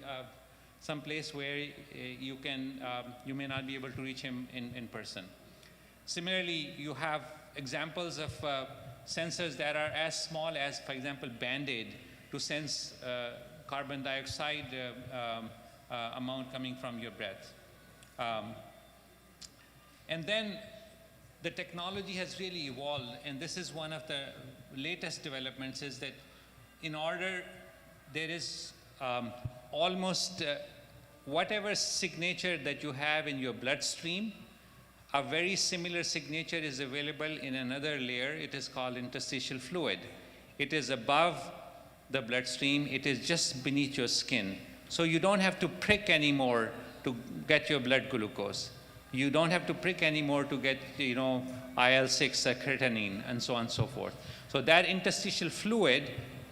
can be used to detect all these, biomarkers in your blood, and that's very useful for a lot of diseases and for a lot of patients. So here's an example of that tiny sensor. I'm showing you on my fingertip. That the needles are so small that when you put it on your arm or on your finger, you will not even feel that it is being pricked. But they have hollow needles, and when they get planted in your skin, the water interstitial fluid rises up. Right there you sense, and then you can detect the signal and then send it. And here's an example of such a patch. That patch can now detect all the bio markers. It can detect your temperature. It can do your ECG. It can do your pulse oximetry, all in one small patch, and it is wireless. No wires coming out. It is going to connect to your phone. Your phone is connected to cloud. The data is shared instantly, no matter where the healthcare provider is. So these technologies are now possible. The only thing is that right now they are very expensive. But imagine computer was very expensive 30 or 40 years ago. Now you can get a computer for as small as $10. And that is good enough for a lot of purposes. So the technology cost is going to come down no matter what we do, because we know how to reduce the cost when we produce it in millions and billions of units. So therefore, we will see that these technologies will be as ubiquitous and as common as just like a Band-Aid. You put it on, you show it to your doctor, all the signs, you take it off and throw it away. It may be 2 cents, it may be 10 cents cost, but it is going to happen in the future. And there are so many other technologies. For example, the contact lenses are becoming smarter, because in the contact lens you can put some kind of a sensing technology that can detect what is present in your ear, in your tears in your eyes, and that can help detect a lot of other eye-related issues that you can do. The only thing that we, as of now, we don't know is the doctors say that I want to feel the patient. I want to know, whether there is swelling or whether there is enlargement of a particular gland. That touch sensor is something that is currently being researched. I can tell you there's no such example exists today, but it is going to be very, very soon. You will have those sensors too, that you will be able to remotely feel the stiffness of the stomach of the patient or the swelling on their legs and so on and so forth. With that, I think you are going to be almost completely at ease in terms of doing all these exams for the patients. And as I said, the data, all these sensors are generating data. And when we have data, and a lot of it, I can tell you, it can tell you so many different things that you don't even know now what it can tell you. And I'm going to quote you, I'm going to quote a very famous quote from Donald Rumsfeld. He said almost like 20 or 30 years ago or 40 years ago, he said there are known knowns. These are the things we know that we know. There are known unknowns. This is to say there are things that we know we don't know. But there are also unknown unknowns. So these are the things that we don't know that we don't know. So what this data is going to tell you is that thing that we don't know what we don't know. Once we have that lot of data from the patients, it can tell you that, okay, the way things are going for you, in 3 months you are going to be seeing your internist very soon. So better be careful. Watch your temperature, watch your intake, watch your blood glucose, and so on and so forth. So that is the possibility, because now we have computers that are so fast and they're so tiny, that are so expensive, that you can just buy them in bulk and you will be able to process that data, so problem. So a futuristic telehealth could have so many different ways of helping you. It could be that I can have a patient at home who is not able to move, maybe because of the weight problems, maybe because of other issues, maybe because there's nobody else for the patient to take him or her to the doctor. So what you can do is you can put a backpack with a motorcycle and send the person, a healthcare assistant, to the home and connect to the doctor and provide the care for that patient at home. The other is that you are a primary care provider. You are a just general purpose doctor, and now you want this patient to be seen by a cardiologist or by a nephrologist. Instead of sending that patient to right away to a different city, you can have that patient in your clinic be connected with that specialty care. Same thing is in hospital. Let's say in the middle of the night, the patient's situation goes bad. And instead of having the consultant run to the patient or just tell him or her over the phone what is the condition of the patient, you can give them a little bit more informed insight into the patient's condition. And if the doctor decides at that particular time, fine, the doctor can come and rush to the hospital and so on and so forth.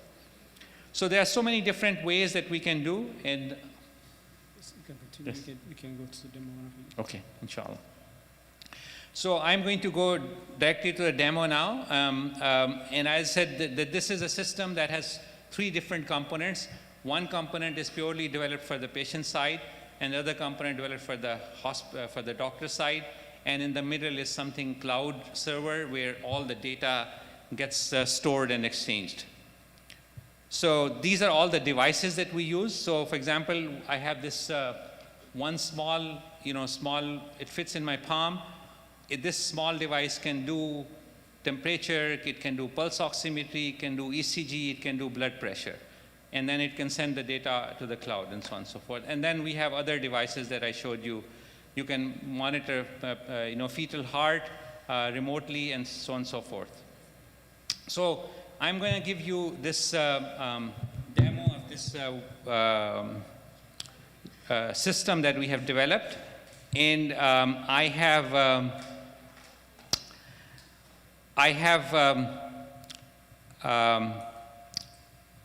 one of my co-workers joining me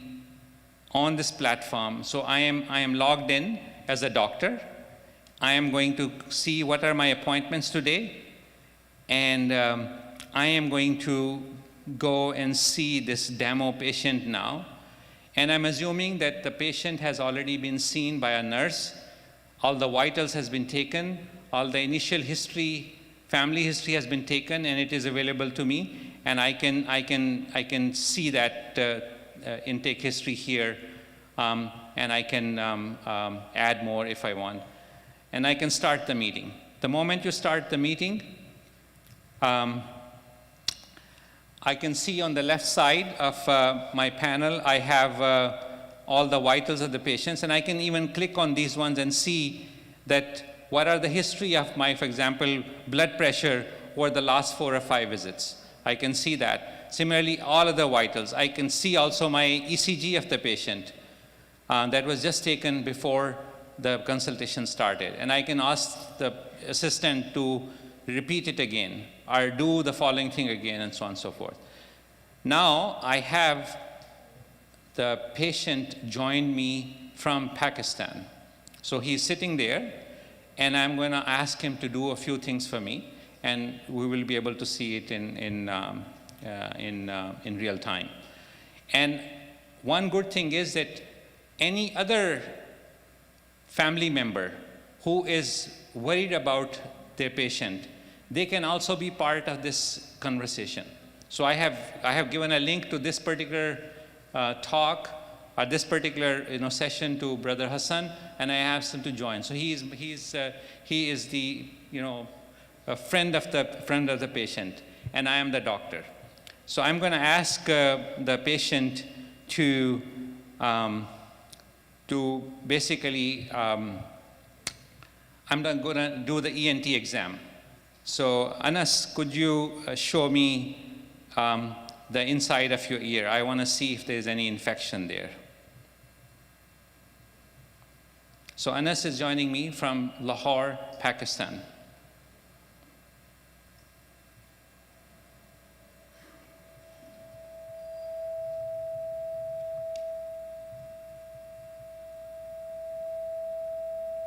I'm going to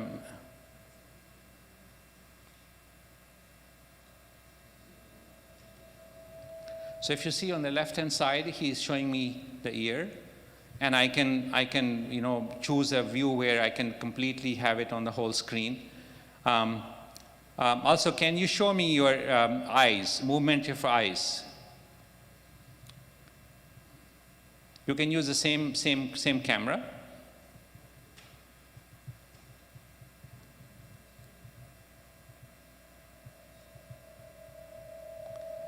Brother Hassan, can you mute yourself? Yes. Yeah. Your eyes. Can you move your eyes? I want to see your eyes. Okay.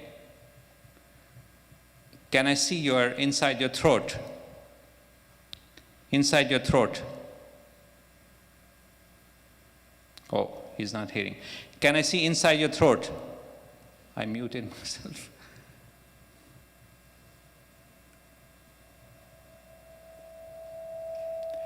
Okay. So can I see your eyes, please? Can you see your eyes?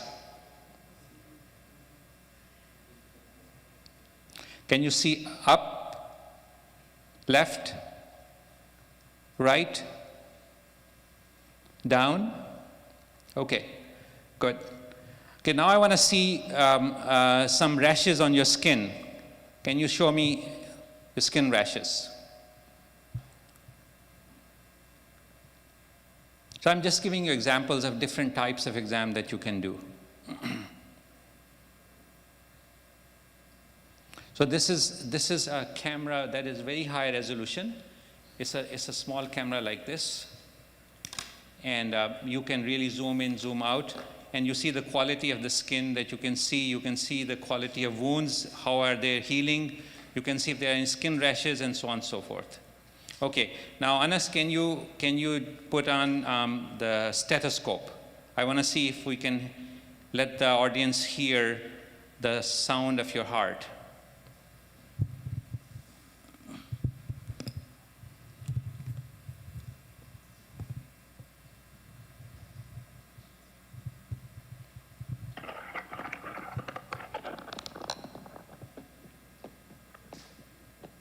Can you hear?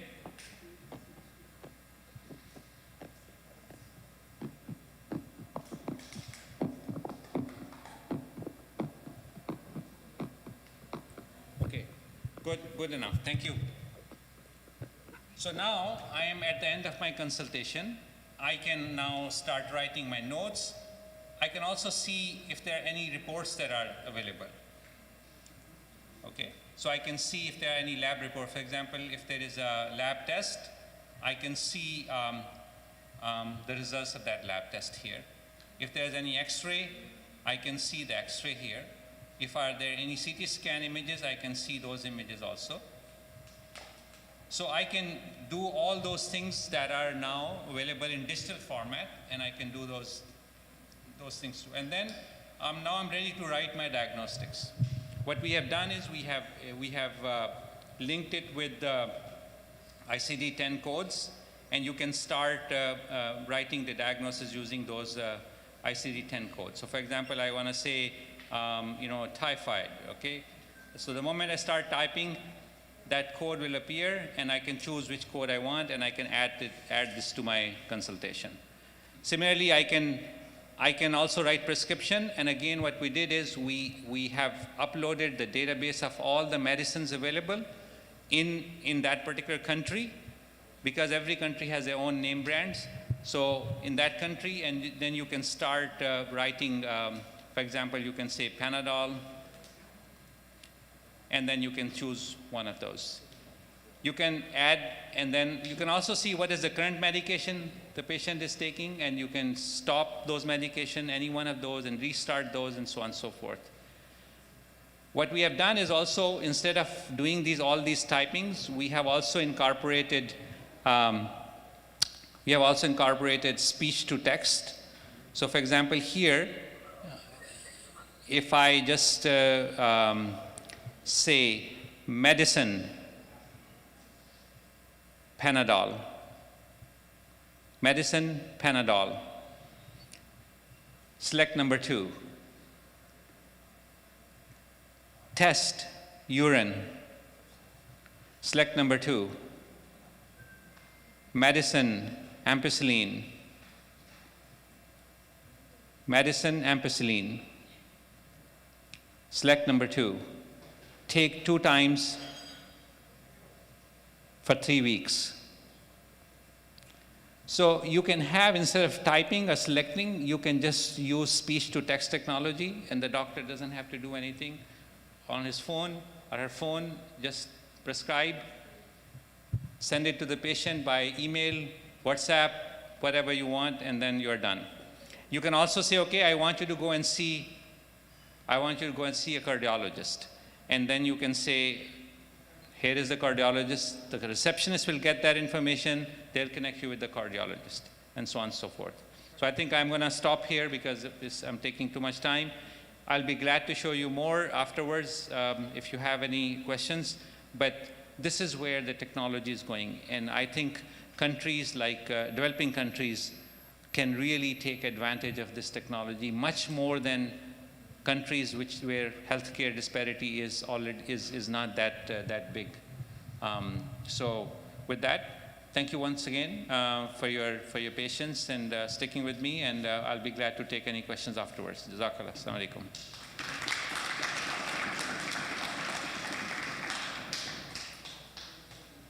Thanks, Anas.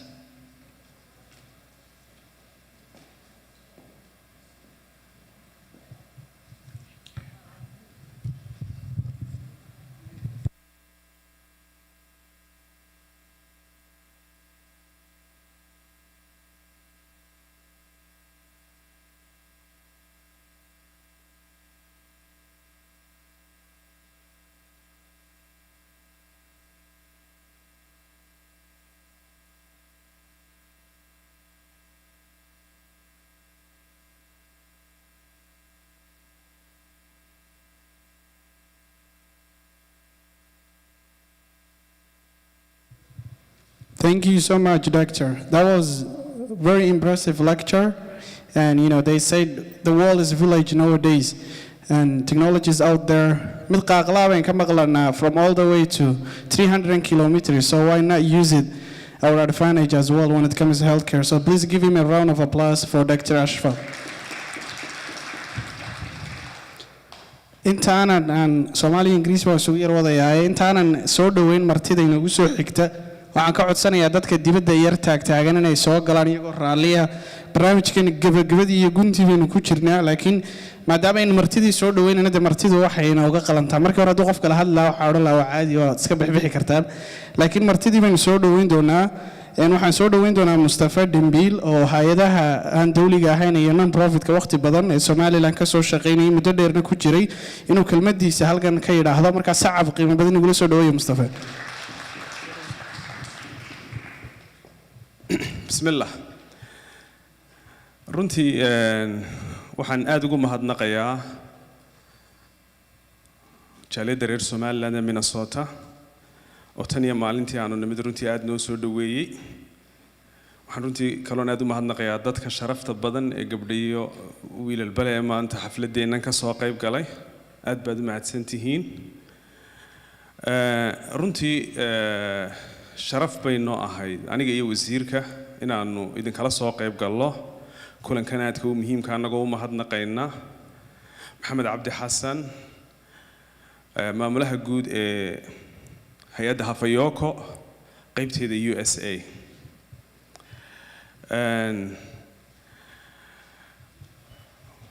waxa la yidhi goor gaaban hadalkeedna gaaban runtii dadku way daaleen waqtiguna uu gaaban yahay anuu hadalkayga aad baan soo koobi doonaa insha Allah topican ka hadlayaana waxa weeyaan faa'iidada ay leedahay ururadan dawliga ahayn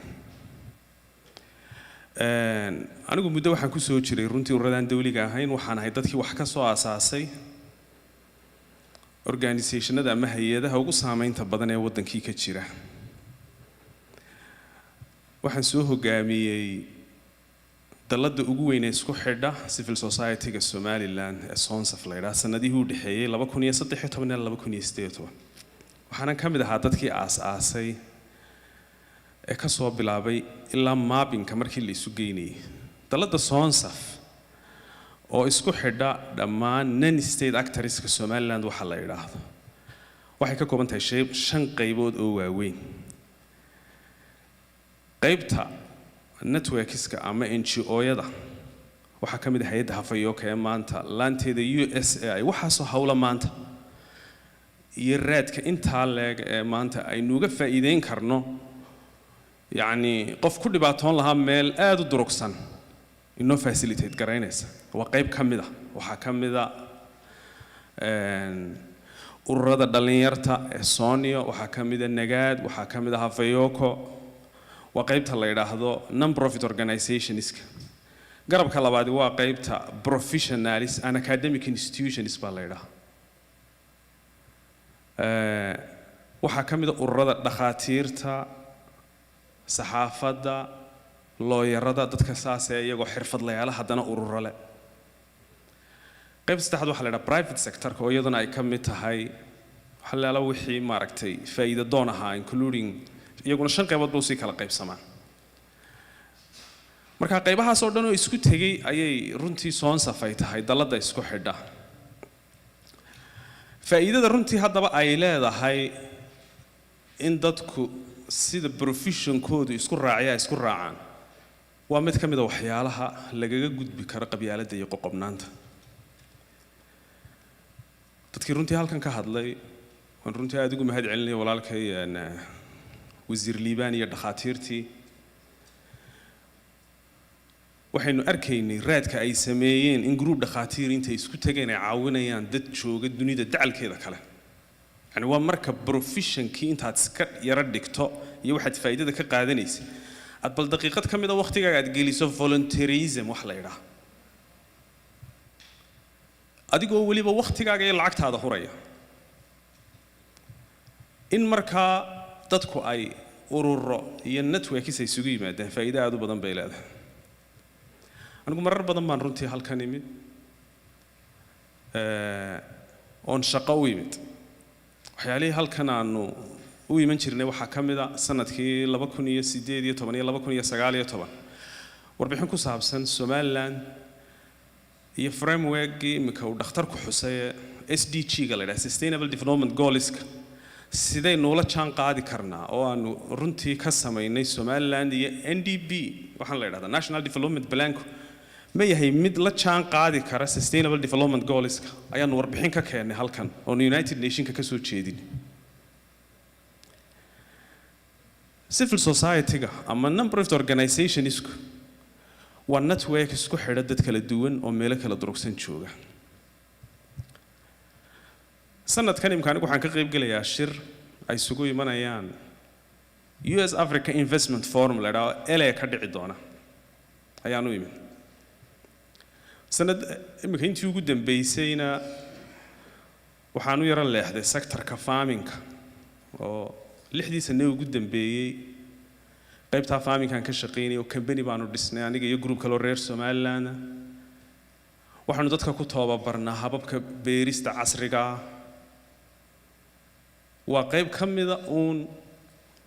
in community-ga laga develop gareeyo sectors-ka kala duwan marka runtii aniga sharaf weyn bay tahay inaan la kulmo intaasoo reer Somaliland oo mudantiya waan idin mahad celinayaa waqtigaad siiseen aad baan ugu faraxsanahay inaan kala soo qayb galo والسلام عليكم ورحمة الله وبركاته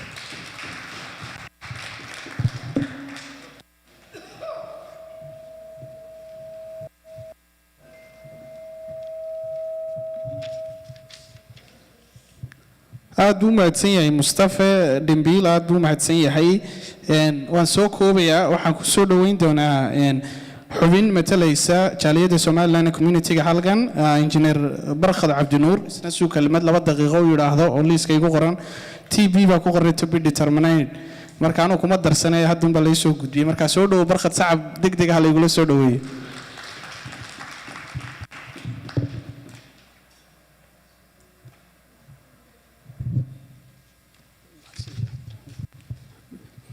بسم الله الرحمن الرحيم ربي يسر لي أمري واحلل عقدة من لساني يفقه قولي هذا الكيد يقول ديرين مايو ما أنتم بعد ماشي فردين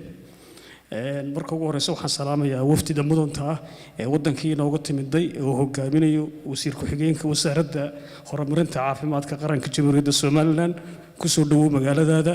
ku soo dhawow dadkaaga ku soo dhawow gobolkaaga idinkaama xigto inta marka laga yimaado warbixin yar oo kooban baan idiga siinayaa jaaliyadda Somaliland saacadatul wasiir si aad xogtan u qaado oo xukuumaddii iyo madaxdii qaranka aad gaarsiiso xafiis ayaanu sameynay 4 sano ka hor xafiiskaas uu shaqeeyaa jaaliyadda wuxuu qabtaa shaqo aad u badan dad badan oo wax jira halkan jooga oon aan awoodayn in ay waddankii maxkamado jagooyin baa lasku qaqabsadaa waddanka inta badan aan tegi karayn waxaan u samaynaa marka warqad la yidhaahdo procreation ama warqad wakaalo ayaan u samaynaa sidoo kale waxaan u samaynaa dad waxayse siinaya ama arrimo dhaxal isku yara haysta oon awoodin inay waddankii tagaan duruufo ku xeeran marka wax dadka shilimaada ama aan kharashoo ka qaadnaana ma jirno guddoomiyuhuna waa cabdiqani xaaji oktoobar anna ku-xigeenkiisa nahay xafiiska cid naga saacida oo qarankiiya ma jirto annagaa si voluntary u istaagnay kirada jeebkaygaanu ka bixinaa dadka reer somaliland gobolka jooga dad badan baa jooga jaaliyad badan baa joogta aad bay u mashquulsan yihiin danahoogay ku foofaan laakiin iyagu qudhoodu halkaa way ka gaabinayaan talabaad markaan kuu sheego jaaliyaddan waa jaaliyadda ugu adag jaaliyadaha somaliland ee qurbaha ka jira furin dagaal bay ku jirtaa dhiiranaanteediina way leedahay dad aad u wanaagsan oo iska wada warqaba bari iyo galbeedba weeyaan aad u wanaagsan taasna ma garanaysaa in lagala shaqeeyo jaaliyaddu waxay u baahan tahay hadday dowladdu xafiis noo karayn karayso hadday culayska naga ridi karayso haddii ganacsatana loo soo diri karayo waayo annagoo yara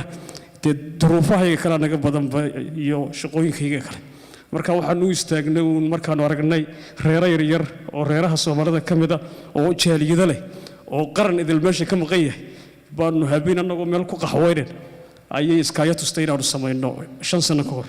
marka xasan yuunus iyo way og yihiin sheekh sacad iyo habeenkii la furayay korneyl cabdiraxmaan ugaaska dhammaan dadkoo dhan way nala joogay sanadkii hore waxaanu samaynay xaflad weyn oo tii ugu cuslayd ahayd oo ahayd 18 May sanadkana la qabanayo 2 week ka bacdi sanadkii hore hawshaa waxaanu ku galnay guddi aad culus oo ballaadhan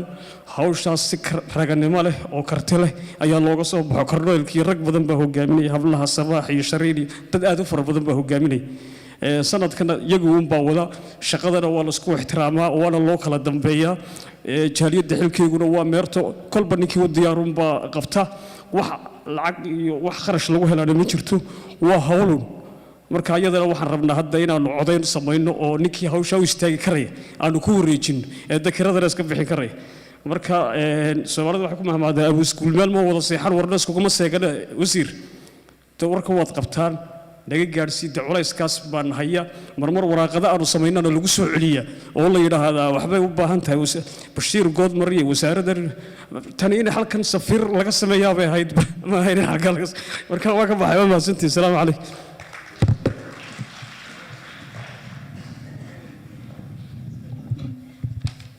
aad u mahadsan yahay barkhad injineer barkhad cabdinuur sacab ha lay siiyo waa sax in halkan qunsuliyadii hadduu doono safiirku ha magacaabee jaaliyad weyn oo culus ba halkan joogta in hawshaa la dhaqaajiyo ta kale dhaqaalaha naga soo bixiya qolyaha dowladdan cabdinuur oo ka aqaana waana ku saxsan in innaga wax badan laynaga sugayaa jaaliyad ahaan oo la rabaa cisbitaaladii hawlihii inay dhisno marka u malayn maayo kare in laynaga bixinaya taa in qof loo soo magacaabo halkan baynu ku dadaalaynaa taasi waa taas waxaan soo dhoweyn doonaa ninka santarkan iyo hawshan qaybta ugu weyn isaguna ka qaatay sidoo kale ana xoogaa waan naanays baan ugu daro sheekh cabdiraxmaan biixi baa la yidhahdaa laakiin santarkaan idhaahdaa waa santarkiioo qofa marka cabdiraxmaan iyo sheekha kalean soo dhoweynayaa kadib hawshan oo dhan ciddii isku dubariday sheekh maxamed cabdi xasan baa ku xigi doono ha dhowto marka ayaan loo kala tegin intaasun baa inoo hadhi doonta xaflad kale oo korneylku halkan iiga sheegaya iyaduna jirta oo berri toolo sandaya t 18 May baa jirta waxaasoo dhan laga soo qayb galo aad baa u mahadsantihi